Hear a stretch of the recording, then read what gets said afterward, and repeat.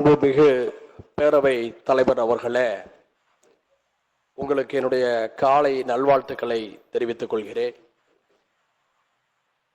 மாண்புமிகு முதல்வர் அவர்களே, நீங்கள் லயோலா கல்லூரியுடைய மாணவர், நானோ புதுக்கல்லூரியின் மாணவன்.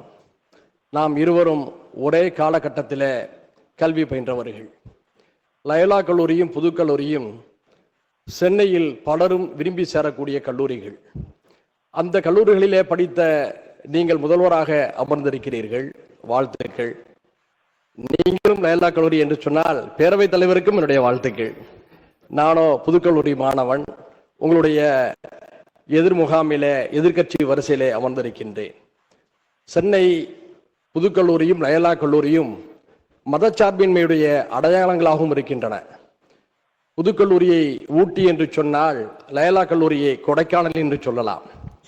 அப்படிப்பட்ட கல்லூரியில் பயின்ற நாம் இந்த அவைக்கு வந்திருக்கிறோம் என்று சொன்னால் நமக்கு வாக்களித்தவர்கள் பெரும்பான்மையான இந்து சமுதாய உறவுகள் என்ற மகிழ்ச்சி எனக்கு எப்போதும் இருக்கிறது.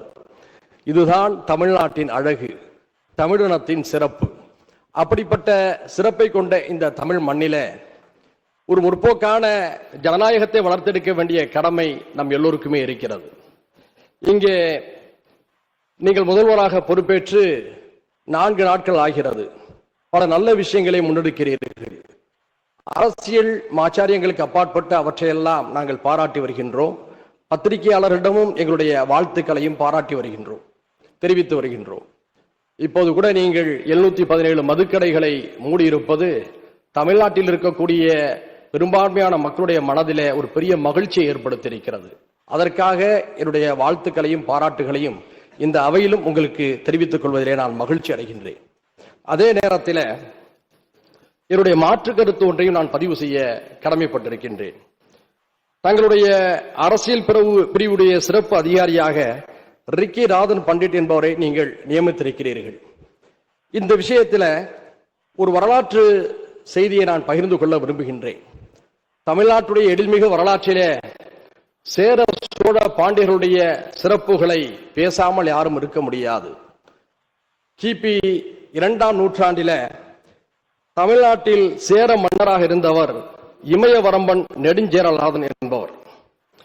அவருடைய அரசவை ஜோதிடராக இருந்தவர் உங்களுடைய மூத்த மகன் சேரன் செங்குட்டுவனுக்கு ஜோதிடப்படி ஆட்சி செய்யக்கூடிய வாய்ப்புகள் இல்லை, ஆட்சி செய்யும் திறனும் இல்லை என்று கூறுகிறார்.